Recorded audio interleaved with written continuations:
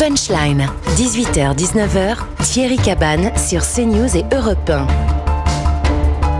Bienvenue sur Europe 1 et sur CNews, c'est votre Punchline Weekend jusqu'à 19h. Je vous présente l'équipe qui m'entoure ce soir, Véronique Jacquier, Joseph Touvenel, Arnaud Klasfeld et Gauthier Lebret. On va parler de la trêve en Ukraine. On le sait, les dirigeants européens étaient réunis hier à Bruxelles. Ils ont réitéré leur soutien à l'Ukraine. Mais question à un moment, c'est moins qu'on puisse dire, il n'y a pas une vraie harmonisation, notamment entre le nord et le sud de l'Europe. En attendant, François Bayrou, lui, était sur le terrain. Il était à Bourges cet après-midi, notamment chez le fabricant des célèbres canons César. Il s'est exprimé, je vous propose de l'écouter. Vous voyez bien le moment qu'on est en train de vivre, c'est un moment de basculement qui est très impressionnant. De basculement parce que les risques deviennent de plus en plus évidents et aussi parce que l'ensemble de la défense européenne, dont une grande partie, celle de nos partenaires, s'équiper aux États-Unis, se trouve évidemment déséquilibrée par le changement d'attitude du président américain et des autorités américaines. Alors, on pense, Gauthier Lebret, donc armement en France, en Europe. Je vous propose d'écouter Donald Trump, qui s'est exprimé en direct sur notre antenne cet après-midi au cours de sa traditionnelle conférence de presse. Il va falloir s'y habituer, il a abordé tous les thèmes. Et notamment... C'est pour vous, c'est souvent pour vous le vendredi. Souvent. J'ai remarqué. Coordonnées. Coordonnées. Bien sûr. Vous m'enlevez le mot de la bouche. Avec la Maison Blanche. Exactement, je suis en lien direct et je lui dis, écoutez, cher président, si vous pouvez intervenir directement dans Punchline. Et donc, il s'exécute, vous voyez. Très bien. Dis donc, vous êtes le seul à pouvoir faire exécuter quoi que ce soit Donald Trump. Eh ben voilà, je vous en fais, je vous en remercie. Donald Trump, donc, qui a notamment déclaré qu'il avait parlé à Poutine et à Zelensky. Alors d'un côté, on parle d'armement et de l'autre côté, on parle de paix. Écoutez Donald Trump.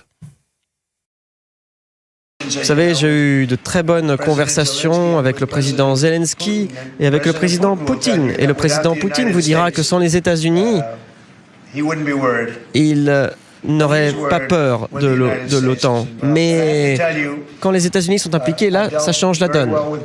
Vous savez, je m'entends bien avec les deux et je pense que nous sommes proches d'un accord. Les États-Unis ont payé 350 milliards de dollars à cause de Biden pour une guerre qui n'aurait jamais dû commencer. Si nous avions eu un président compétent, la guerre n'aurait jamais débuté. Comprenez pourquoi je vous ai fait écouter Donald Trump, parce que d'un côté, voilà, on pense armement, avec François Bayrou, l'heure est grave, etc. Et d'un autre côté, on a Donald Trump qui nous dit cet après-midi, la trêve est assez proche, Gauthier Lebret.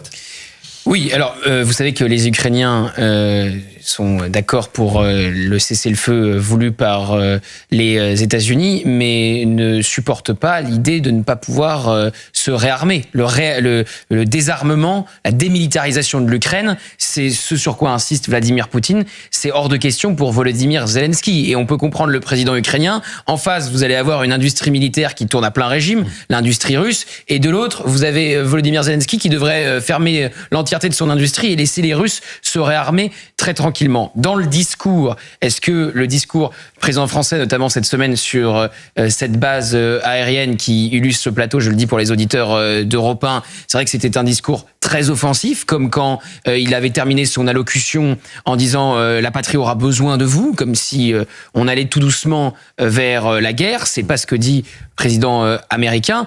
Après, sur la volonté de se réarmer et donc sur la visite de François Bayrou, j'émettrai pas de critique. Que la France soit capable du jour au lendemain de mener une guerre de haute intensité, ce qui n'est absolument pas le cas aujourd'hui. Si demain, alors évidemment, on parle des 5 années à venir, de la décennie à venir. Si on a une armée plus solide qu'aujourd'hui, personne ne peut honnêtement s'en plaindre. C'était la volonté, dès le début du quinquennat d'Emmanuel Macron, du général De Villiers, qu'Emmanuel Macron a écarté et il a fini par lui donner raison quelques mois plus tard en augmentant le budget des armées. Moi, ce qui m'intéresse aussi, c'est le financement.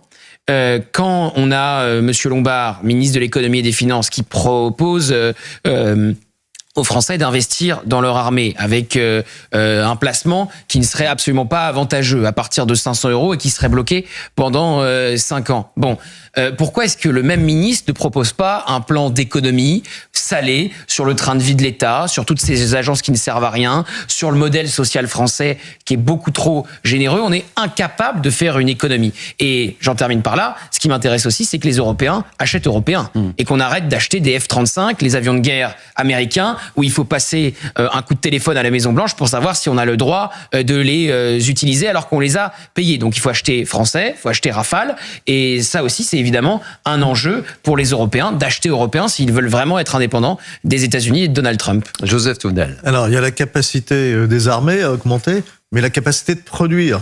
Parce que, par exemple, il n'y a pas si longtemps, nous ne pouvons pas catapulter des avions depuis notre porte-avions parce qu'il y a une pièce, une petite puce, et les Américains avaient bloqué le système et on ne pouvait pas s'en servir sans avoir l'autorisation des Américains. C'est-à-dire que nous sommes totalement dépendants. En matière de poudre, on dépend de la Chine. C'est-à-dire comment produire des obus si on ne veut pas avoir de poudre. Et donc il faut retrouver une industrie qui est une industrie à la fois de défense, mais aussi une industrie civile. Et ça, moi j'aime beaucoup d'entendre François Bayrou, j'aime beaucoup entendre, mais c'est tous ces gens-là qui, depuis des décennies, ont refusé de faire les efforts en matière de défense, ont refusé de protéger notre industrie.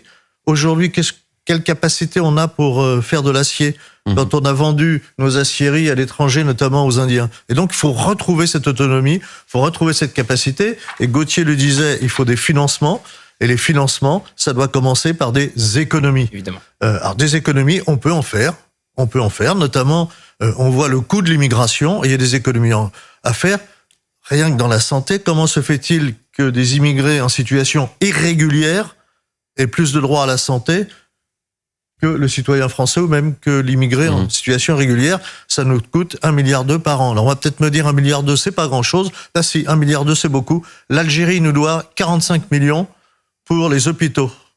Rien qu'à Paris, à PHP. Tiens, juste un petit test. Gauthier Lebret faisait référence, je ne sais pas si vous avez fait le test, moi j'ai posé à mes amis, est-ce que vous avez questionné vos amis s'ils étaient prêts à investir pour l'effort de guerre? Vous avez eu des réponses autour de vous? Non, mais c'est un Moi j'ai eu des réponses négatives, moi. Mais c'est un placement absolument pas avantageux. Mais donc on peut demander aux Français d'être patriotes, c'est très bien, mais autant leur proposer un placement avantageux. Là, ça ne l'est pas. Bah oui. Donc, au lieu de compter sur les poches des Français et sur l'épargne, alors elle ne sera pas piquée, hein, évidemment.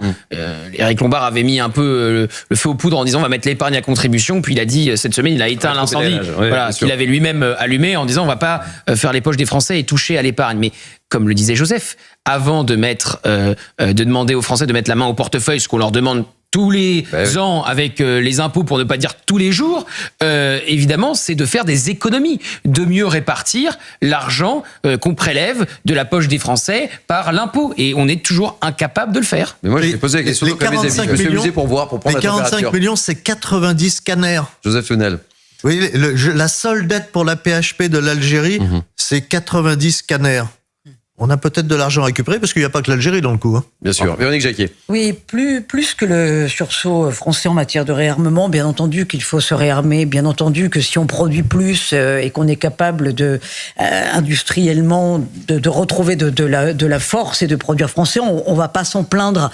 Après, de quel réarmement parle-t-on? Parce que quand on voit qu'on se gargarise de construire plus de canons César, bon, c'est une bonne chose, mais est-ce que finalement la technologie d'avenir, c'est pas de construire plus de drones? Est-ce qu'on est vraiment dans le coup? Donc on n'a pas non plus de réponse à ces questions. On a l'impression quand même qu'il y a une petite propagande gouvernementale. Et puis deuxième chose, le réarmement, c'est d'abord un esprit de défense. Ça doit passer par un esprit, c'est-à-dire qu'on doit tous se réarmer. Une guerre, effectivement, c'est du patriotisme, c'est une force d'âme, comme l'a dit Emmanuel Macron. Est-ce que tous les Français sont capables de se réarmer mentalement, spirituellement pour jouer le jeu? Est-ce qu'ils sont capables comme on le voit en Pologne, on ouvre de nouveau des écoles militaires et on forme beaucoup plus de militaires. Est-ce qu'il y aurait une telle demande en France? Est-ce que c'est réaliste? Voilà, moi je pense que là, il y a des portes qui s'ouvrent, on n'a pas toutes les réponses et surtout on a un gouvernement qui ne veut pas en parler parce qu'il ne sait pas trop ce qu'il a à proposer. Arnaud Klasfeld. Mais sur l'Ukraine, c'est une guerre qui n'aurait jamais dû commencer et Trump a tout à fait raison. Il aurait fallu trouver un compromis tout de suite. L'Ukraine ne peut pas gagner sans l'aide des États-Unis, ne peut pas contenir même les Russes sans l'aide des États-Unis. L'Europe, oui, doit s'armer, mais dans un souci de paix et pas de confrontation avec la Russie, les États-Unis vont faire des affaires avec la Russie.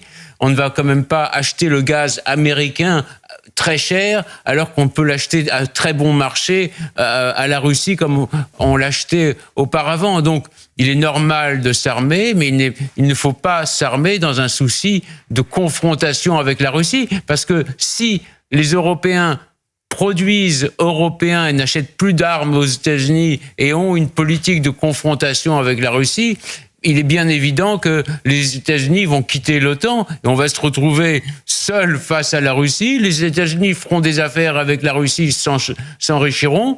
Nous, on ne fera plus d'affaires, on achètera tout très cher et en plus, on rentrera en guerre avec la Russie. Il est quasiment 18h31, je suis un petit peu en retard. Maureen Vidal, on fait un tour de l'info avec vous.